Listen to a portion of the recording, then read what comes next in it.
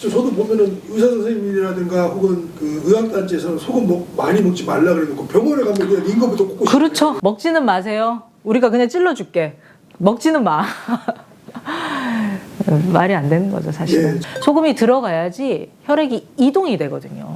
물은 그 상태로 그냥 이렇게 가만히 있지만 얘를 이동을 시키기 위해서는 뭐 전해질의 역할도 필요하고 삼투압의 역할도 필요하고 옮겨주고 짜주고 그 다음에 밖으로 또 나갈 건 나가게 해주고 그러려면 요 소금이 굉장히 중요한 역할을 합니다. 그래서 신장이 실제로 신장을 튼튼하게 하고 신장에 들어가는 신장을 영양하는 맛, 짠맛이다 라고 황제내경 동의보감 동양의 의서들은 기본적으로 다 다루고 있고요. 각 장기들마다 그 장기가 힘을 쓰기 위해서 필요한 에너지가 맛이 있습니다. 간 같은 경우는 이제 신맛, 쉬게 해주는, 쉬는 힘이 필요하기 때문에 신맛이 필요하고요. 심장은 쓰게 해주죠. 쓴맛이 필요합니다. 쓸쓸한 맛, 태운 맛. 그리고 위장은 다부지게 실천하게 일을 해주는 곳이기 때문에 단맛이 필요하고요. 폐는 매운맛이 필요하고요. 통제를 하고 마감하고 마무리를 해줍니다. 호흡을 또 조절하고 수분을 짜주고 이 짠맛인 신장은 찌꺼기를 짜내기 위해서 또 짠맛이 필요합니다. 그래서 신장이 일을 하기 위해서는 반드시 짠맛과 물이 필요한데 걱정을 많이 하시죠. 그래서 보통 현대의학에서 얘기할 때는 이게 과도하게 이 수분이 너무 많이 들어가면 신장에 무리가 간다. 그래서 신장이 힘들 수 있으니까 조절을 해라. 이렇게 얘기를 하는데 너무 과도한 건 문제가 될 수 있겠지만 이게 너무 부족할 때 내 몸이 원하는 것만큼 들어오지 않을 때는 역할을 제대로 못하기 때문에 오히려 신장이 나빠집니다.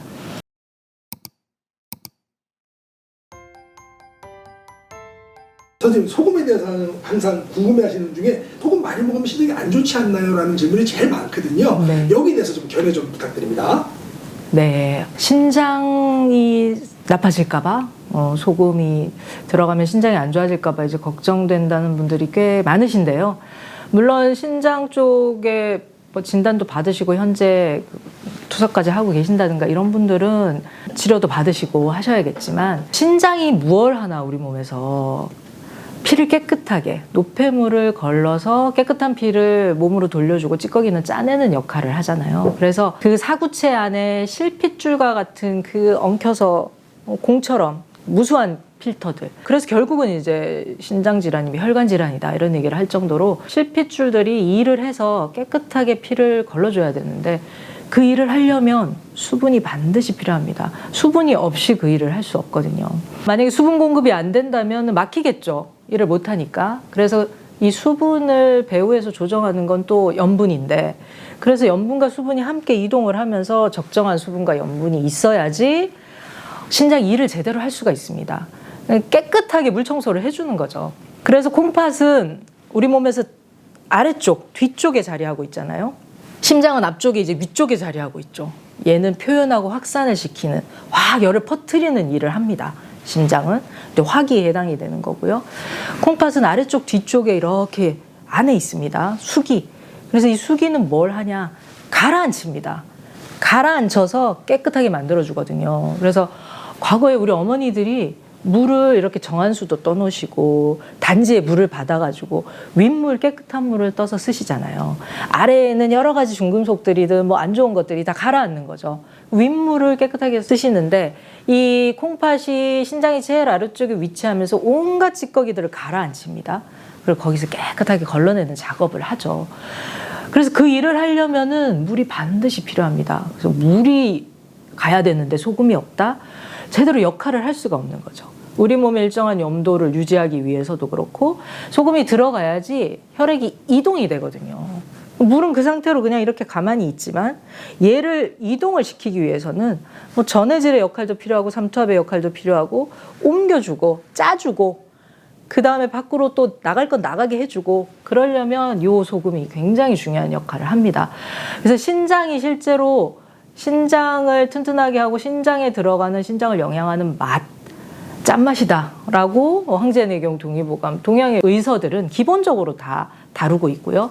각 장기들마다 그 장기가 힘을 쓰기 위해서 필요한 에너지가 맛이 있습니다. 간 같은 경우는 이제 신맛, 쉬게 해주는, 쉬는 힘이 필요하기 때문에 신맛이 필요하고요. 심장은 쓰게 해주죠. 쓴맛이 필요합니다. 쓸쓸한 맛, 태운 맛. 그리고 위장은 다부지게 실천하게 일을 해주는 곳이기 때문에 단맛이 필요하고요. 폐는 매운맛이 필요하고요.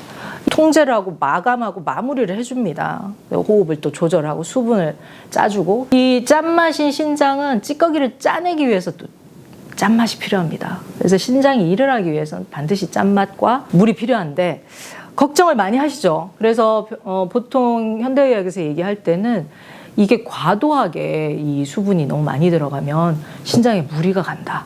그래서 신장이 힘들 수 있으니까 조절을 해라. 이렇게 얘기를 하는데, 너무 과도한 건 문제가 될 수 있겠지만 이게 너무 부족할 때, 내 몸이 원하는 것만큼 들어오지 않을 때는 역할을 제대로 못하기 때문에 오히려 신장이 나빠집니다. 그래서 몸속에 여러 가지 찌꺼기나 노폐물들이 그대로 돌아다닐 수 있고, 바깥으로 깨끗하게 정화를 시켜서 찌꺼기를 내보내는 역할을 못하다 보니까 오히려 염증이나 이런 것들 더 시달릴 수가 있거든요.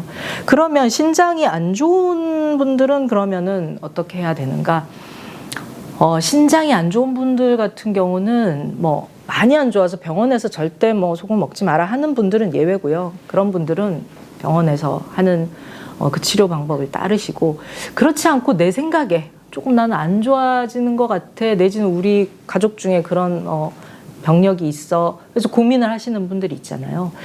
그리고 진단을 받지는 않았지만 내가 소변이라든지 이런 게 조금 시원하지 않고 여러 가지 좀 약하다는 어떤 생각을 하신다. 그리고 신장이 좀 실제로 좀 수치들이라든지 이런 거에서 조금 수치가 조금 안 좋게 나온다든지, 이런 분들은 소금을 선택하실 때 좀 잘 좀 선택을 하셔야 됩니다. 신장에 최대한 부담을 주지 않는 소금. 어떤 소금이냐?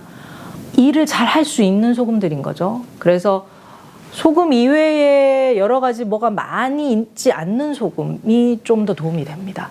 그러면 신장이 할 수 있는 이 일의 부담을 좀 덜어주거든요. 그리고 물도 중요합니다. 신장이 약한 분들은 물에 있는 또 여러 가지 성분들이 있잖아요. 뭐 생수도 그렇고 다 먹어보면. 근데 그것도 빼내기에 좀 부담스러울 수 있습니다. 그래서 물도 될 수 있으면 미네랄이 많은 물, 뭐가 많은 물, 이런 물보단 좀 순수한 물을 드셨을 때 훨씬 편안합니다. 실제 해보시면. 생각보다 드셨을 때, 뭐 증류수라든지 이렇게 좀 다 좀 빼내는 물, 정수기 중에서도 다 빼낸 정수기 있잖아요. 이거저거 다 빼내는 거. 그런 정수기의 물들을 드셨을 때 잘 넘어가고요. 신장이 약한 분들은 콩팥에 부담을 주지 않으면서 일을 잘할 수 있는 조건을 만들어주는 거기 때문에 그런 분들은 좀 신중하게 조금 선택을 하시면 더 좋을 것 같습니다. 그래서 보통 이제 병원에서 정제염을 환자들한테도 쓰잖아요. 예. 그리고 증류수를 쓰잖아요. 그래서 일반 물로 소독하고 할 수가 없거든요. 그게 그 면역력이 떨어진 환자들한테 어떤 반응을 줄지 모르기 때문에, 그래서 거기 쓰는 그 생리식염액은 정제수와 정제염이거든요. 그 또 의료용으로 또 따로 굉장히 고도로 정제된 소금을 쓸 수밖에 없어요.